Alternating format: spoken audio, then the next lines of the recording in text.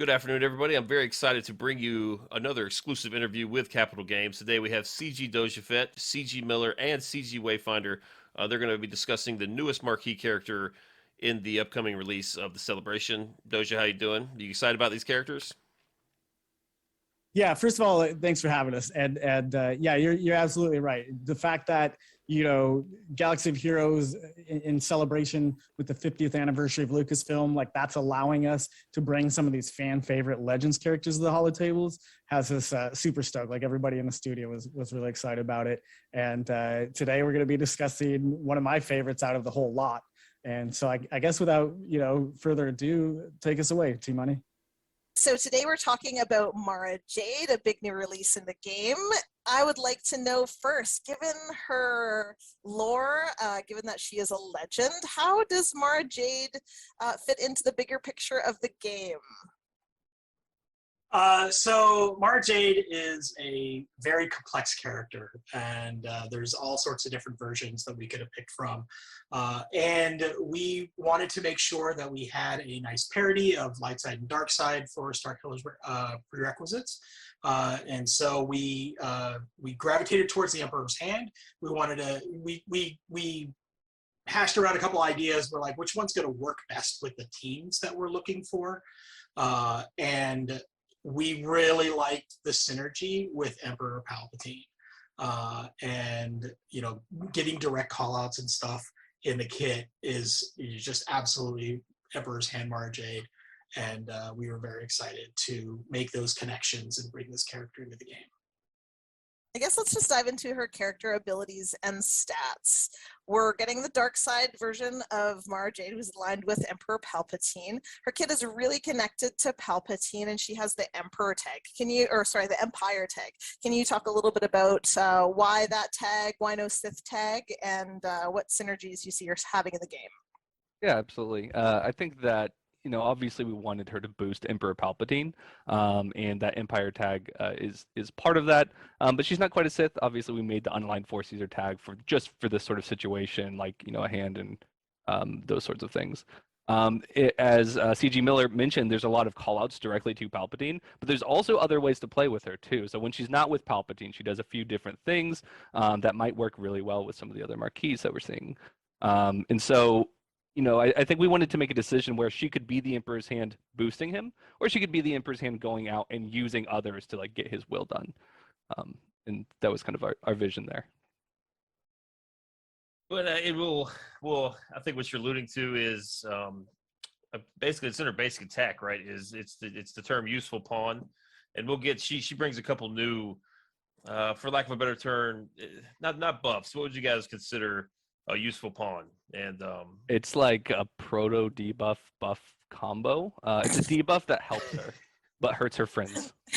Right. So I'm not really sure what you call those, but we'll touch on both of those when we get to the unique, right? Because both of the mechanics and what they do is in the description of the unique, but are basic. It's all special damage from what I can see, right? All special damage oriented. Yeah, that's correct. It's all special damage, which is a little weird for an agility character, but we wanted to do something a little bit different. And she hits hard, especially when she starts stacking some of that damage. All right, so let's go through all of her abilities. First, let's talk about her base stats, because I think that's where she's really special, and then we'll go through all of her abilities and kind of dive into those one by one. So maybe you can first talk to us about her base stats, her offense, and her speed in particular, and then Gom, maybe you can lead us through the abilities. Yeah, so definitely she is very offense oriented, very speed oriented. Taking extra turns helps her stack one of her ability or her buffs that we'll talk about a little bit later. And the whole idea, a lot of the gameplay with Mara, especially when she has Palpatine on her team, is like trying to get TM trains going, taking as many turns as possible, taking lots of attacks. And it's really fun to see it play out. Alongside that, obviously, you want to stack some crit on her as that offense scales up and you're taking lots of attacks. And you have like your basic, which hits multiple times. So, Well, on paper, this really appears to be quite possibly in the right team, like the best form of just turn meter, just halting, just completely freeze your opponent sort of mechanics. Like with all the Empire units, there's so much stagger, there's so much stun, there's tenacity down, all sorts of elements. You can just completely lock the opposing team up. She looks pretty awesome. But her basic, we'll get right into the kit. Her basic is indeed where we first see the term useful pawn. It's called calculated shot, and you're going to deal special damage to target enemy and inflict daze for 2 turns. So that's 2 turn daze in the basic, which is very nasty. Then attack again. If Emperor Palpatine is the leader, excuse me, he assists if it's Mara Jade's turn. Otherwise, a random ally with useful pawn assists, dealing 50% damage. My question after reading this, will Emperor Palpatine assist twice if once she attacks again? There's just 1 assist for Palpatine. No, that's why it's phrased. The phrasing may have changed a little bit since you got that card, but she deals the damage and then the assist happens. So he'll only attack once. Maybe 2 turn daze is nice because while the Empire has tons of debuffs, your only really form of daze is Lord Vader, and then I guess Death Trooper, I believe, he's got it on his basics. So this is nice. You can keep Death Trooper with your troopers, build a different team of Mara Jade. So that's very cool. Well, and this helps in specific, like even against someone, like if you're against Imperial troopers and you're running Palp, like this helps a lot there. Oh, cool. Good tip. Good tip. All right, so she's got 2 specials in a unique. Her first special is called Ultimate Predator. Dispel buffs and inflict stun and vulnerable for 1 turn on target enemy. Then deal special damage to all enemies and inflict tenacity down. That's an AoE tenacity down. Shocked enemies and Jedi take double damage from this ability. So we've got an AoE tenacity down to go with all the debuffs of the Empire. Yeah, that's one of the major things we were seeing at higher levels when trying to run even like Vader and Palpatine. Their debuffs just weren't landing. And one of the first things I said with this kit was I want an AoE tenacity down, and we got it in there luckily. Yeah, you're 100% right too. They really do kind of fizzle out in terms at the end because there's so much tenacity up, just so much cleanse going on. All this stuff going on. It's really hard to debuff them. So this is it's very nice. Is it Very the nice only touch. AoE tenacity down in the game? Is there another? I can't think of another. I'd have to get back to you on Yeah, that. nothing offhand. I think there is. We have over 200 characters in the game, man. We cannot remember everything. Well, we cover the game. We can't either. So And I you'll think see it's as this kit. interesting. Sorry, I was going to say you'll see as this kit continues, Mara Jade is kind of like a Swiss Army knife for Empire. So there's a lot of things that work with different parts of it. I think it's interesting. She's got 2 AoEs as well. So we can go into the second special, but I think that's a really unique thing. I think maybe Gas is one of the only other characters that has 2 AoEs, and her AoEs come with, kind of a lot more than Gas does. Like there's so many different debuffs happening there. and this one, Infiltrate and Disrupt is the name of her second special. And as T Money mentioned, it's deal special damage to and inflict offense down, shock, and stagger on all enemies for 2 turns. So her basic's going to do a 2-turn debuff. Her AoE here does a 3 debuff for 2 turns and deal special damage. We'll get to the second part in a minute, but I think a lot of people can relate to is your Darth Vader under Emperor Palpatine, because Emperor Palpatine's lead is going to provide so much turn meter for debuffs, right, for the Empire. So she could essentially, assuming the other team isn't completely immune to debuffs, she could lead with this move. She got three chances to land a debuff on all the characters. She could essentially take 2 turns back to back, correct? Under Palpatine. Yeah, that turn meter just starts filling and overflows into the next turns as well. So yes. The Mara Jade gains stealth for 2 turns and 1.25% turn meter for each debuff inflicted by this ability. So up to 15 times you get a buff. If Emperor Palpatine is the leader, which we see again here, he also gains 1.25% turn meter for each debuff inflicted by this ability. Yeah, we talked about TM trains, and again, as you're playing through her and kind of you'll see her attacking and then Palpatine attacking, and he's getting turn meter and she's getting turn meter, and then eventually you'll get to your Vader and he'll merciless massacre. So there's a lot of turns back to back going on. Yeah, this is really, really cool. So you could lead with this and then do the AoE tenacity down, and then hope and perhaps Palpatine can take a turn and just stun the whole team. Plus you're So- popping all the staggers, so that's Yeah. And giving his stun- everybody on the team turn meter as well. And his stun is longer because she gives shock. Ooh, that's right. Oh wow. Okay, this is pretty exciting. And then of course the unique, the Emperor's Hand. Now we're gonna break this up kind of into multiple parts. This is a really long unique. So if Emperor Palpatine is the leader and the start of the encounter, Empire and Sith allies gain 20% offensive potency.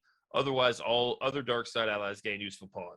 At the start of Mara Jade and Emperor Palpatine's turn, she gains a stack of loyal hands. So could you kind of break down what useful pawn does and what loyal hand does and how they kind of interact with the team? Yeah, useful pawn will debuffs all of the other dark side units, critical chance, critical damage, and offense by 5%. And then for each of them, Mara Jade gets 10% of those same stats. So they're losing a little bit, and then she's stacking a bunch on herself. The only way that this happens is if Palpatine is not the leader. So this is kind of another use case where she is taking from others to give to herself to get her mission done, and then also on her basics, she's calling those other people to help her, kind of directing them. Cool. And And to that's be clear, first. she's taking from her own team. Correct. Right? Yeah. She's not taking from the opposing side. Yep. That's The correct. useful pawns. And that stacks for her buffs, correct? Yep. Like, So she'll get if you've got 4 others, you'll end up with 40% of those. And then as if any of them start falling, obviously that buff goes away. and they will assist on her basic if Palpatine's not present, correct? If he's not the leader, so you Not could the leader. theoretically have Okay. him not as leader. Oh, okay. Okay. And Oh, then so you can have a team with like all 4 of them assisting if they all have useful pawn. Well, Palpatine only assists if he's the leader, and so one person will assist at each time she basics. Oh, just one person. Okay. Yeah, just one. and then loyal hand will just naturally stack every time Palpatine and Mara take a turn. And every time that's just going to boost her stats as well, right? Just Yeah, it looks so like that's 10%. yeah, that's 10% max protection, 10% offense, and again, it only stacks on Palpatine's turn if he's the leader as well. So this is what creates kind of the 2 different play styles with and without Palpatine as leader. Gotcha. Very, very cool. And then of course we have if Jedi Knight Luke Skywalker is on the enemy team, Mara Jade inflicts blind on him for 1 turn at the start of her turn. So it's a little anti Jedi Knight Luke. Will Listen. blind prevent the AoE stun or no? So blind would be just on his basics, but Okay. we couldn't give her foresight because obviously he would eat that. But she blinds him. She walks in the room and he's just stricken. It's actually my favorite part of the kit. After like just knowing their history together, I'm like, of course. So that was well done, way fun. Indeed. And then we went over loyal hand, we went over useful pawn. And now this character, let me ask you guys a question first. Is it safe to assume, or should I assume, that every character that will be released moving forward will have an Omicron ability? Currently, that is the plan. Yes, Omicrons are here. They open up a huge design space for us, and it's very exciting for us to actually be able to give some well-deserved power to units like Mara Jade, and being able to cage it in that specific game mode. And she's got a good one. Mara Jade starts with, this is territory war specific. So Mara Jade starts with 100% turn meter. So she just gets to go much like Han Solo, correct? She starts with 100% turn meter. Now, in an instance where Han Solo's on the opposite team, which character goes first? Han always goes first. Han always goes first. Okay. Let's clear that up right away. All right. So, yes, at the start of the battle, remove the enemy leader's protection and reduce their max protection by 50% at the start of the battle. This does not apply to Galactic Legends, correct? That's correct. Yeah. So this is, I think it's pretty easy to see that this is calling out gas pretty hard. Yeah. But this is, just great all around. But very specifically, we wanted her to have a place being able to target some of those top tier non-Galactic Legend teams in Territory War. Okay. And then whenever the enemy unit dies, inflict vulnerable, which cannot be resisted for 2 turns on a random enemy, and allies gain 20% max protection. So there's a lot of max protection going around here. You've got Thrawn, you've got Palpatine himself, who has protection regeneration elements. There's a lot of protection regeneration, a lot of debuffs, a lot of turn meter zapping. This has potential to be a really, really cool team. So pretty excited about this.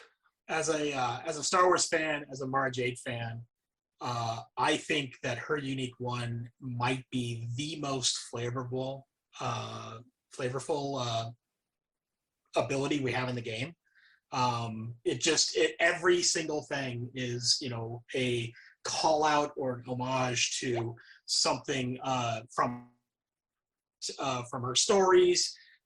You read all the old stories with her as the Emperor's Hand and everything, and it's just like you read all this. It's like, yes, all this. This is very much her as the Emperor's Hand. And then I love the fact that we were able to use the loyal hand buff that Darth Talon gets, because she's also a hand of the Emperor, and reuse it here, and they do the same thing. It's just they both earn it in different ways. If you had, okay, the people are gonna unlock this character. She looks usable at 3-star to me. Perhaps I'm wrong, but what is the best team you can suggest to people just out of the box? The best way to really get a feel for her live in the game. Yeah, I think right out of the box, the best thing you're going to do is slot her into your Palp lead team. Maybe take out Tarkin or somebody like that, and just slot her right in there, and she's right at home. I think that as more of as people experiment with her outside of Palp lead, there's going to be some really cool combos there in other modes as well. Do you want to ask anything, Steve? Like what teams do you see her working on other than Palpatine? Is that something that we're going to figure out? Can you give us any hints? I'm going to look to CG Miller. Am I allowed to say? You probably know who. Yeah, right ahead. So there's a specific team comp that came up, and it got an instant nickname, and that is Star Jade, for her working underneath or alongside Starkiller. Interesting, juicy.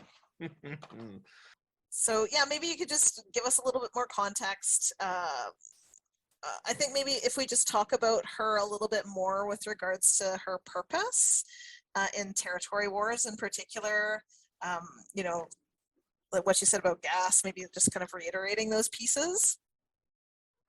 Cool. Yeah, so we talked a little bit about her design and her purpose. We wanted her to unlock a lot of the units, great units that people kind of early in their Galaxy of Heroes careers are kind of integral to their play, right? Palpatine, Thrawn, Vader. All these units are used in different ways still, but we wanted to give them their own kind of bespoke way to re-enter the meta in certain ways. Part of that is through Territory War, where obviously she has an Omicron that is very powerful, specifically very good against General Skywalker and team. I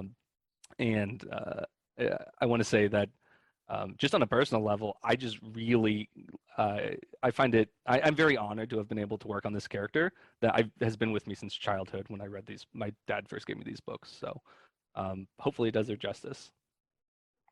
Yeah, I just want to say, man, I think that you did a good job of that, because when I read The Kid, much like Miller, there were just certain beats and points that you hit that as a fan who read the Zahn trilogy, however many years ago that was, probably like almost 30 years ago or something now.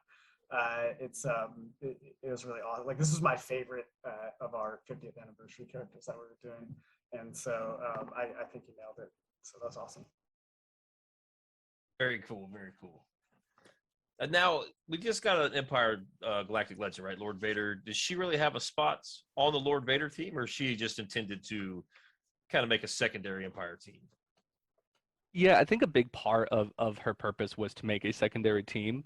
In fact, she still does very well without even Vader on the team, right? Since he's wanted by so many other teams. So I think she obviously can fit on Lord Vader's team. I don't think it's the best. And so she's meant to unlock having multiple Empire squads. So we have all these new characters coming out, and there's obviously like this kind of exciting cadence of characters that's being rolled out right now. Can you tell us how they relate to each other, and maybe looking forward, what can we expect to see? So yeah, I think obviously we got this unique opportunity, right, to bring these kind of like beloved legend characters to the game as part of the Lucasfilm 50th anniversary.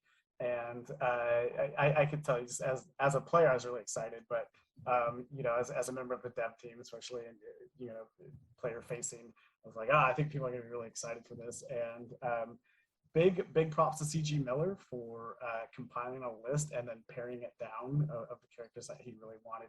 He's literally wanted some of these characters in the game for like years, and so the way that he just went about meticulously, like, got that one, we got that one, we got that, is really cool to see. As far as like how they all fit together and design things, I think Wayfinder can handle that question better. Yeah, I think that some of the community has already pointed out that these characters, for the most part, kind of serve different purposes. They're not necessarily meant as like a core set together, but more it's about creating these awesome new pieces of existing teams, right? And I think that it was really cool to be able to do that, and especially, for instance, with Mara reaching back into a team that hasn't been super good for a long time, and kind of putting the Emperor where he should be, kind of lifting him up and making him that force to be reckoned with again. Thank you so much, Wayfinder. It was great to meet you. Thank you, Doja. Thank you, CG Miller, for all your time. And we're super excited to get Mara Jade out there on the holotables and see how she does, especially in Territory Wars. Hey, yeah, likewise, me too. So, yeah, sure. Thanks for having us. We appreciate it, and look forward to doing more stuff like this in the For future. sure. Thanks so much, for having guys. us on. Yep.